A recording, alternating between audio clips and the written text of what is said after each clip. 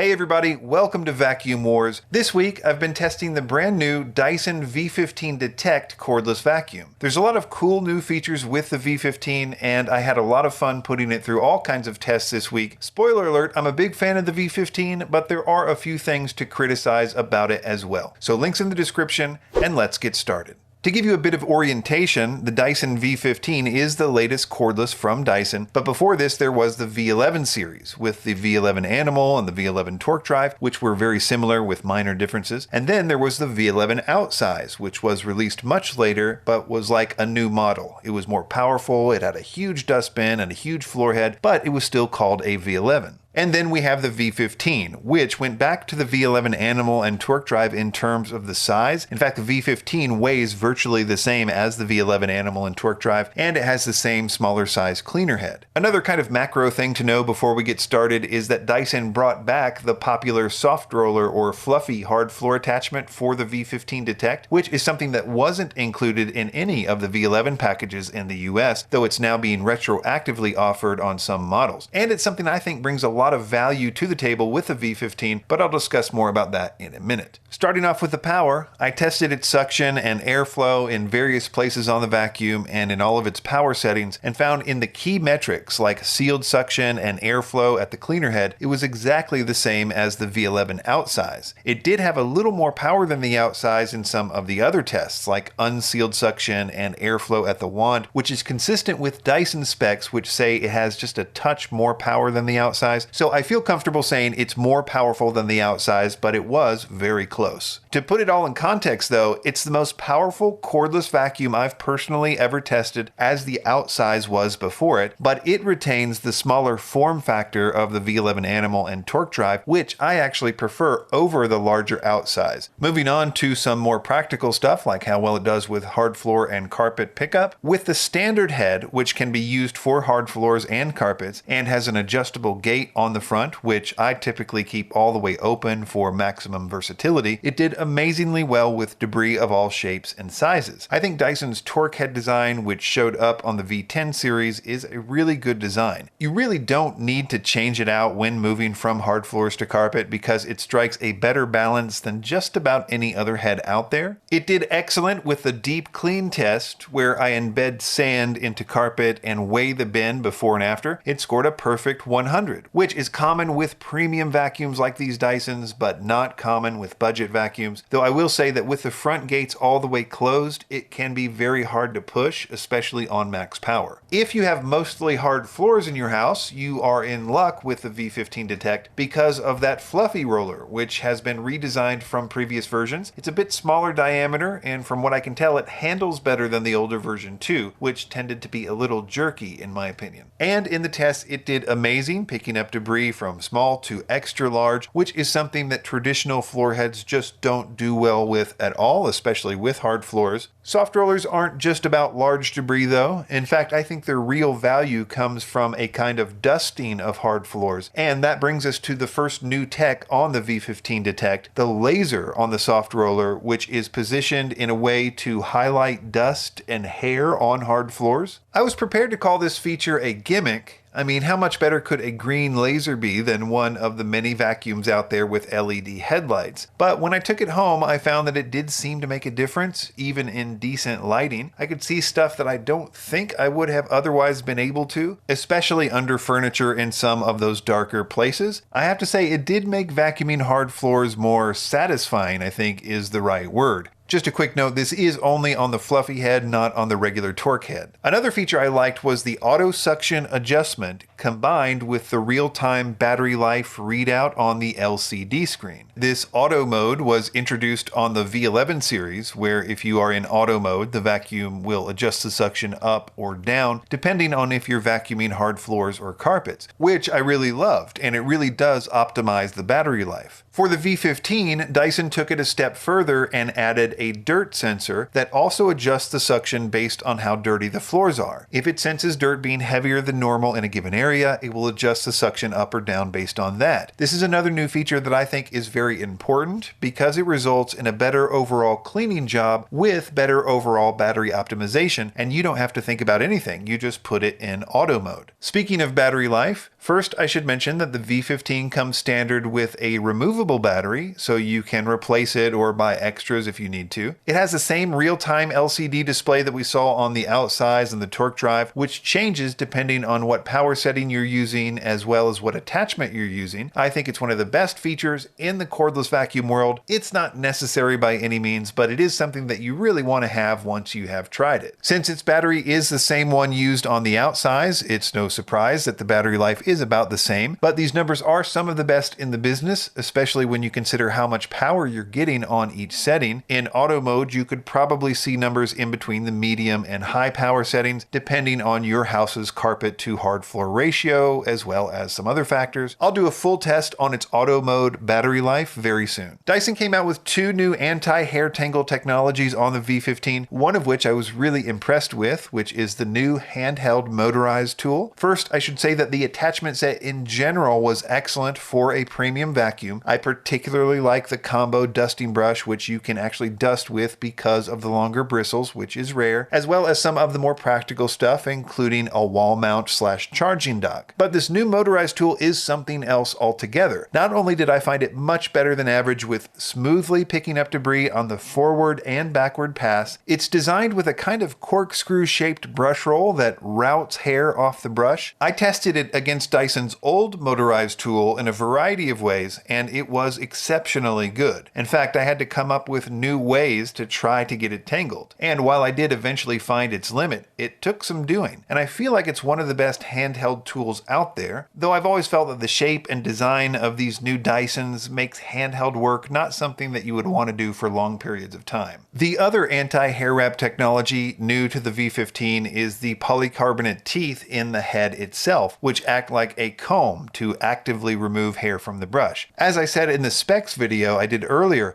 Dyson was already one of the best in the business at their large diameter rollers not getting tangled with hair, but in the various tests I did with this new system, I didn't find it to be that much different than, say, the V11 in terms of hair wrap. It was good. For example, no hair was caught in the 1 gram of 7-inch test, and only 35% of the 14-inch hair was caught in the roller, which is certainly much better than average, but I got very similar numbers with the previous Dyson. I did run this test many times with varying degrees of difficulty and tried to give it ample time to actively remove the hair, but unless I'm missing something, I would just call this particular feature minimally useful. Another new feature with the Dyson V15 Detect is that the dirt sensor I mentioned earlier is also used to literally count the number and size of particles being vacuumed up, and that information is then displayed on the back of the LCD. Something similar is seen on Dyson air purifiers as well. On the one hand, I'm super glad that Dyson included a dirt sensor on the V15 since it's a key factor in the auto adjustment feature I mentioned earlier, but I have to say after a week of testing it that I couldn't think of a reason that this information mattered to me. I love this same feature and consider it crucial for my Dyson air purifier, but it didn't translate to vacuums well, at least for me. That being said, I do think this is easily the best cordless vacuum Dyson has put out yet, and though it's expensive, I consider it a better value than previous Dyson releases. It's just a lot more bang for the buck in my opinion than the V11 Torque when it was released, and you get a state-of-the-art cordless vacuum that you can be proud to own. Links in the description, and be sure to subscribe to Vacuum Wars to keep up with all the latest vacuums, robot vacuums, and carpet cleaners. Thanks for watching.